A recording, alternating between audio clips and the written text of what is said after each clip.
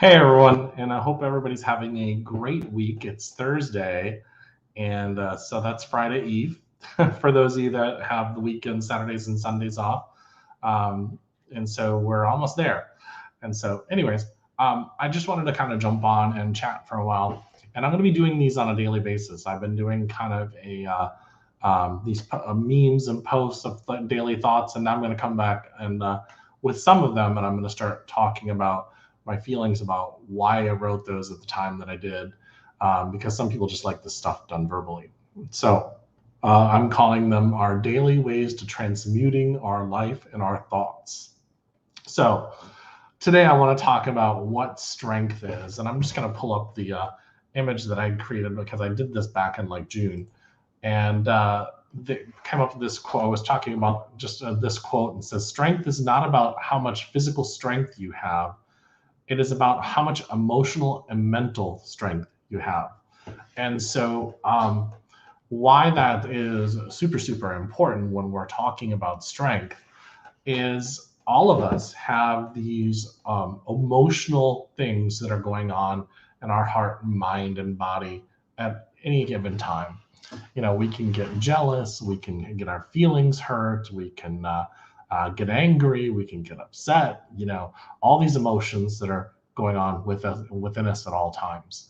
And so it leads me to talk about what real strength is. And real strength is facing those things, facing what made you hurt, what made you jealous, what made you angry, and all of those things that cause those emotions within us. And they're very valid emotions. And what happens, though, is we've been told not to be drama queens. We've been told not to be jerks. We've been told not to do all these things. And yeah, of course, we want to treat people with kindness and compassion and that kind of stuff. But we also want to treat ourselves with kindness and compassion, meaning we don't want to basically, ignore what's going on within inside of ourselves.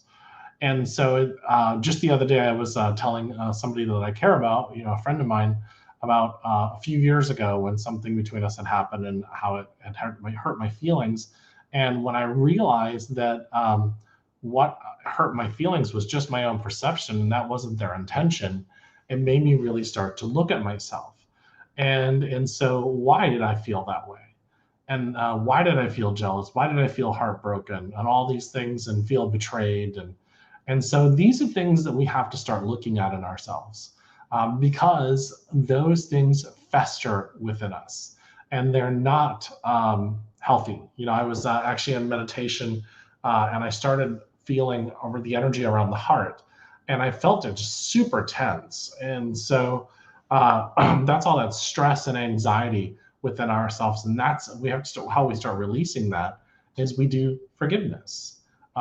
We do letting things go. We do it by speaking our truth. We do it by, and we speak our truth with compassion because truth is not anger. Anger is an emotion. Anger is happening and emotions are happening because we're either not paying attention or we're involved in whatever emotion's coming up, or we're not giving attention to whatever's happening. So a lot of times anger happens, or disappointment or depression happens because we're not looking within ourselves and facing whatever it is we're experiencing, and then we're not honoring ourselves.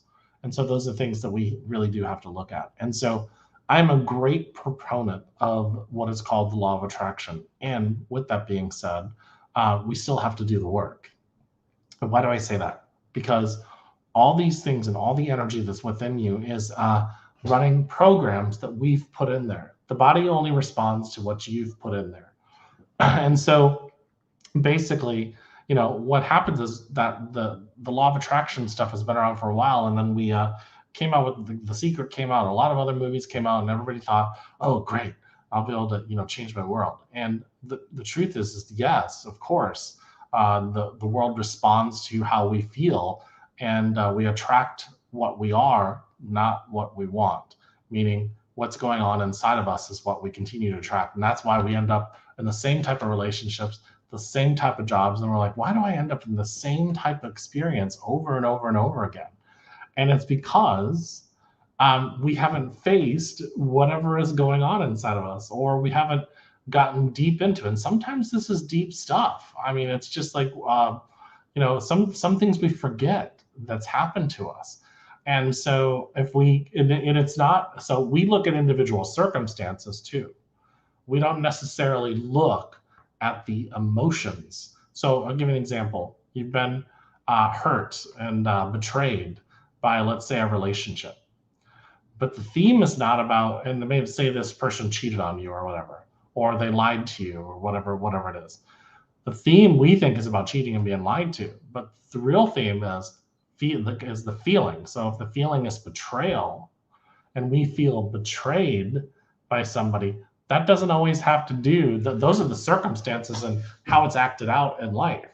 So, but we're looking, when you bring it up to somebody, we're like, I've never been cheated on before. Well, no shit, Turlock. It's because maybe way back, you had a friend that wasn't even romantic, but they betrayed you. You felt utterly betrayed. So what's happening is the emotion and the energy keeps on attracting situations that make you feel betrayed. And so what's the true strength is to go in there and look, well, where have I been betrayed before? And, and have I ever betrayed another person? And so then you have to start looking at and we're forgiving and releasing the person that betrayed you originally. And then you have to start looking at and forgiving yourself for betraying another person and potentially asking for forgiveness. So it's twofold. And it's all about the energy of the emotion, because the emotion, energy, and motion is what's causing you to continue to go through these things over and over again. And that's the true strength, is to actually go in and face those things and be honest with and be vulnerable with yourself and others. And so, and that's what's hard for us. It's hard for us to be vulnerable. And then guess what ends up happening? You start to see things differently. You start to change the energy, and then you start getting relationships that you can trust, that you can be vulnerable with, that you can tell people about, that they care about you, and they say, I'm here listening to you, I'm here. And then you do that for them too. But it starts to break the codependency cycle, because we're not there, because we're trying to hold on to somebody because we feel like we don't want to lose them. They're there, and they're there because they legitimately want to be there.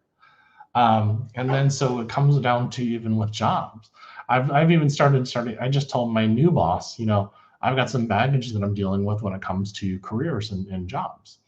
And why did I do that? I did it because I wanted to feel vulnerable with her, and I wanted her to know that if I have a trigger, that it's something that I'll work through. And because I always preface it with this, I may have a trigger, and guess what? I will promise you that I'll work through it. And then before I talk to you about it, it'll be something that I've processed instead of me just reacting. And so, was that a promise to her, or was that a promise to myself? And so one of the things I've always told a lot of my friends is that I want to play the self-awareness game with you guys. And because if we play the self-awareness game, guess what? We're practicing together, and then we give each other permission to tell each other the truth. And that's true strength. And that's strength of friendship and love and caring about each other. And that is incredible. And so what ends up happening? Then we were helping each other. So now our friendship becomes about, hey, not only are we intimately truthful with each other, but we're also loving each other enough to tell each other the truth, but not in a mean way, and just the truth. And then people will say, well, some people can't handle the truth. And that's absolutely true, and some people can't handle the truth. And I've had people say, the truth for you. And it's because for whatever reason, they didn't want to hear what I had to say. And I was talking, and I've been talking just like this with a soft voice, and they thought I was yelling at them.